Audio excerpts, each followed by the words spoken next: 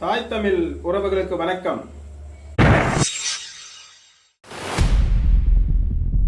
இந்த வீடியோவை லைக் பண்ணுங்க, ஷேர் பண்ணுங்க.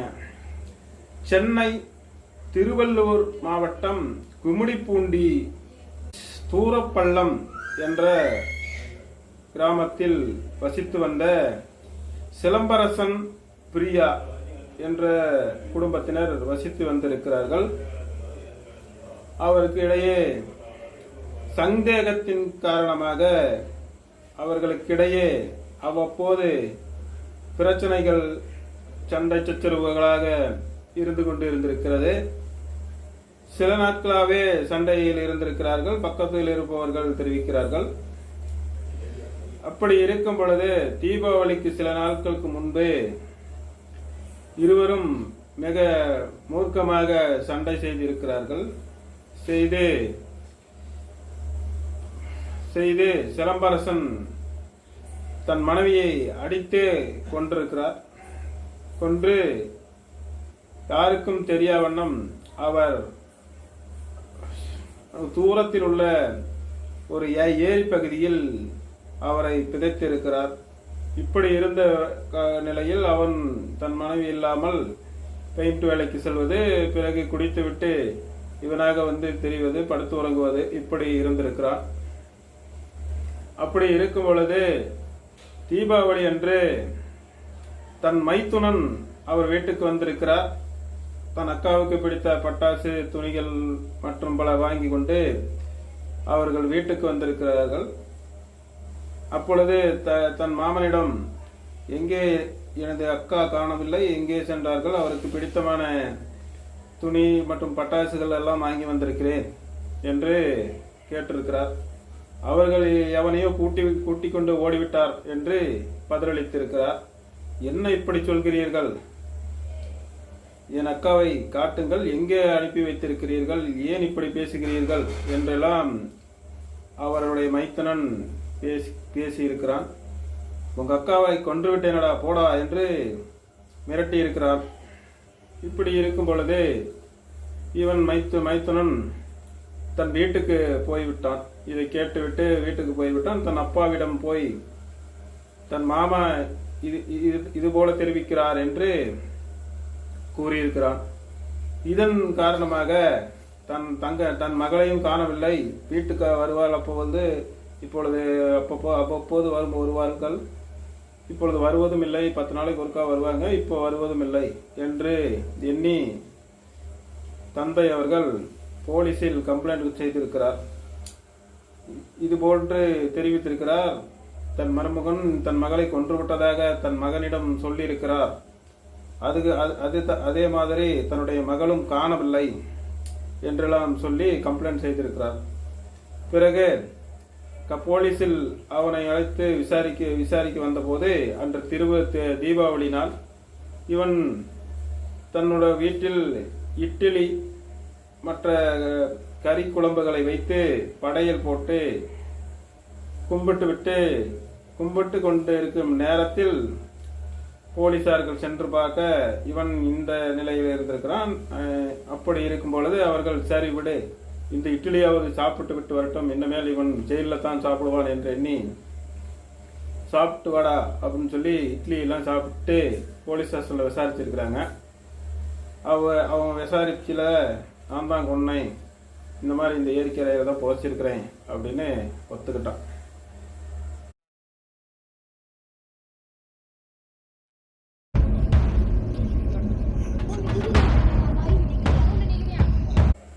இந்த மாதிரிலாம் நடக்குது. மக்கள் ஏன் இதில் நாம் என்ன தெரிஞ்சுக்கணும்னா, ஏன் இளஞ்சோடிகள் திருமணம் செய்து கொண்டு இது மாதிரி கொலைகள் நடக்கிறது? எதனால் இப்படி நடக்கிறது? ஒரு மனிதன் திருமணம் செய்து கொண்டால் அவன் நன்றாக வாழ வேண்டும். இவன்கள் திருமணம் செய்து கொண்டு வாழ்க்கை நடத்த முடியாத அற்ப சந்தேகத்தின்படி கொலை நடந்திருக்கிறது. இவன் வாழ்க்கையும் போய்விட்டது, அக்கொலையும் அவள் வாழ்க்கையும் போய்விட்டது. குழந்தைகள் இருக்கிறதா என்று இளங்கவர் தெரியவில்லை. குழந்தைகள் இருந்தால் அதனுடைய நிலைமை என்ன ஆகுது? இப்படியெல்லாம் நடக்கிறது. இது காரணம் என்னவென்றால், ஒரு ஒரு ஒரு தம்பதியர்கள் லவ் பண்ணியோ அல்லது காதலித்தோ அல்லது அவர்கள் அரேஞ்ச் மேரேஜோ, அம்மா அப்பா பார்த்த அரேஞ்ச் மேரேஜோ எதே ஒன்று செய்து வைக்கிறார்கள். அப்பொழுது இந்த இவர்கள் தன்னை ஒரு எந்த ஒரு கெட்ட பழக்கமும் இல்லாதவனாக காட்டிக்கொண்டு பெண் பார்க்க செல்கிறார்கள். அரேஞ்ச் மேரேஜ் என்றால் பெண் பார்க்க செல்கிறார்கள். அவர்கள் பெண் வீட்டாரும் பையனுக்கு எந்த ஒரு கெட்ட பழக்கமும் இல்லை அப்படின்னு நினைச்சு பெண் கொடுக்கிறார்கள். ஒரு நம்பிக்கையாலே கொடுக்கிறார்கள். யாரையும் விசாரிப்பதில்லை, எதுவும் செய்வதில்லை, இருந்தாலும் கொடுக்கிறார்கள். அந்த நம்பிக்கையை காப்பாற்றுவான் என்றால் இவன் காப்பாற்றுவதில்லை. இவன் குடித்துவிட்டு கும்மான் அடிப்பது இவனுடைய வாடிக்கையாக இருக்கிறது. பொதுவாக சொன்னால் சிலர் இப்படித்தான் இருக்கிறார்கள். இப்படி இருக்கையில் பெண் கல்யாணம் செய்து கொண்டு 1 வருஷம் 2 வருஷம் அவர்கள் குடித்தாலுமே கொஞ்சம் ஜாலியாக அவர்களுடைய வாழ்க்கையை நடத்துகிறார்கள். பிறகு அவர்கள் ஒருவருக்கு ஒருவர் மீது உள்ள அந்த ஈர்ப்பு தத்தி குறைகிறது. அந்த ஈர்ப்பு தன்மையை குறைந்து விடுகிறது. குறைந்த பிறகு தன் கணவன் குடித்துவிட்டு வந்தாக்கா மனைவி குடிப்பதில்லை, கணவன் குடிக்கிறான். இப்படி இருக்கும்பொழுது ஒரு மனைவி தன் பக்கத்தில் உட்கார்ந்தா அதனுடைய வாசனை எப்படி இருக்கும் என்று யோசித்து பார்த்தாவே மிக கொடூரமாக இருக்கிறது. ஏன்னா இந்த குவார்ட்டர், இந்த மாதிரி உடைய பீர் பிராந்தி இதெல்லாம் ஏகப்பட்ட வாசனை வரும். இப்படி இருக்கும் பொழுது இவர்களுக்கு பிடிக்காமல் போய்விடுகிறது. அப்படியும் இருக்கும். இவன் என்ன செய்வான் என்றால் குடித்துவிட்டு இவன் படுத்துக்கொள்வான். மனைவியை கவனிப்பதில்லை. மனைவி ஒரு நாள் 2 நாள் 3 நாள் 5 நாள் அப்படி பார்ப்பார்கள்.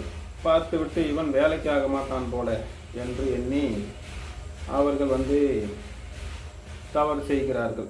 இயல்பாக இது நடக்கிறது. தவறு செய்கிறார்கள். இவன் குடிவெறியில் கிடப்பான். இவர்களுக்கு பிடித்தவது போல் மனைவியானவள் அந்த பெண் வேறொருவரிடம் தொடர்பு வைத்துக் கொள்ள வாய்ப்பு இருக்கிறது. இப்படியெல்லாம் நடக்கிறது. ஏன்னா இந்த குடியினால் இப்படி நடக்கிறது. பிறகு ஒரு திருமணம் செய்வதற்கு நடந்தால் அந்த செய்யும் பொழுது எதுவாக இருந்தாலும் உண்மையை கூற வேண்டும். உண்மையும் கூறுவதில்லை. நான் அப்படி, நீ இப்படி, இப்படி என்று ஏதோ ஒன்று பெருமையாக தன்னை பற்றி தெரிவித்து ஒரு பெண் பார்க்கும் இடத்திலோ அல்லது வரன் பார்க்கும் இடத்திலோ சொல்வார்கள். பெண் வீட்டாரமோ மாப்பிள்ளை வீட்டாரமோ சொல்லி சிலர் கல்யாணம் செய்வது பழக்கம். இது நாளடைவில் அவர்களுக்கு இல்லாமல் போய்விடுகிறது என்ற ஒரு வருத்தம் இருக்கும். அந்த ஏமாற்றமும் இருக்கும். அதிலிருந்து கூட அவர்களுக்கு பிடிக்காமல் போகும். சிலருக்கு இப்படியும் நடக்கலாம். அப்படி இருக்கையில் மக்கள் இதையெல்லாம் யோசனை செய்து பார்க்க வேண்டும்.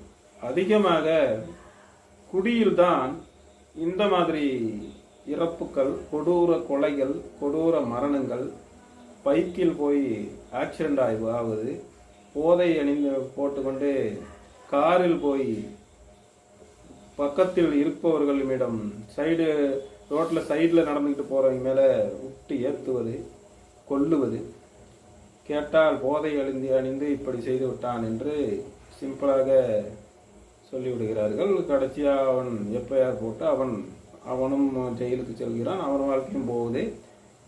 குடித்து விட்டு இப்படி நடப்பதால் மனிதன் தன்னை அறியாமலே போய்விடுகிறது. அவன் செய்த தவறும் அவன் உணராமலும் போய்விடுகிறது. என்ன செய்யலாம் என்று யோசித்து பார்த்தா அரசாங்கம் தான் இதற்கெல்லாம் ஒரு முற்றுப்புள்ளி வைக்க வேண்டும். மக்களுக்கு குடியை கொடுக்கக்கூடாது. இது சிறு வயதிலிருந்தே குடிக்கிறார்கள். அவர்கள் ரொம்ப குடித்து அவருக்கு தன்னுடைய உடம்பு பாதிப்படுகிறது. கிட்னி போகிறது, நுரையீரல், கல்லீரல் இவையெல்லாம் பழுதடைகிறது, சிறுநீரக பிரச்சனை வருகிறது. அவர்கள் குடித்து கொண்டே இருந்தால் அவர்களுக்கு ஆண்மை குறைவு ஏற்படுகிறது. இந்த மாதிரி பிரச்சனைகளில் தான் இது போன்ற கொலைகள் நடக்கிறது. ஏனால் இவனால் எதுவும் அவனால் அந்த அவர்களுக்கு பெண்ணுக்கு ஈடு கொடுக்கும் அளவுக்கு அவனுக்கு அந்த ஆண்மைத்தன்மை குறைந்து விடுகிறது. குறைந்த பிறகு அந்த பெண்ணும் ஒரு சில நாட்கள் பார்க்கிறார்கள். பார்த்துவிட்டு அவர்களுக்கு பிடித்ததோ எவனாவது ஒருவன் வந்தால் அவன் அங்கு ஷிஃப்ட் ஆகக்கூடிய வாய்ப்பு அதிகமாக இருக்கிறது. இப்படித்தான் இந்த கொலையும் நடந்திருக்கிறது. இந்த பெண் அது போன்ற பெண்ணா என்று தெரியாது. இருந்தாலும் அவன் கொலை செய்தது அந்த ஒரு குற்றத்துக்காகத்தான் கொலை செய்திருக்கிறான், சந்தேகம் என்ற குற்றத்துக்கு. இப்படியெல்லாம் ஊரில் நடக்கிறது, நாட்டில் நடக்கிறது, தமிழகத்திலேயே எங்கு பார்த்தாலும் கொலைகள் நடக்கிறது. இது ஆய்ந்து பார்த்தா இதெல்லாம் இந்த குடியினால், கஞ்சா மயக்கத்தினால், போதையினால் தான் இந்த குடியெல்லாம் வருகிறது. ஆகையால் மக்கள் இதை உணர்ந்து தெளிய வேண்டும். நாம் பெண்ணை கொடுக்கும் பொழுது அவன் நல்லவனா கெட்டவனா என்று பார்க்க வேண்டும். மாப்பிள்ளை வீட்டாரும் தான் பெண்ணை எடுக்கும்போது அது பெண் நல்ல பெண்ணா, எப்படி அதனுடைய நடவடிக்கை என்றெல்லாம் பார்த்து திருமணம் செய்ய வேண்டும். அப்படி திருமணம் செய்தால் மட்டுமே அவர்களுக்கு ஒரு புரிதல் ஏற்பட்டு சொந்த பந்தங்கள்லாம் ஆதரவாக இருந்து அவர்கள் நீண்ட நாளாக அவருடைய லைஃப்பை நடத்த முடியும். ஆகையால் மக்கள் இதை உணருங்கள். நன்றி.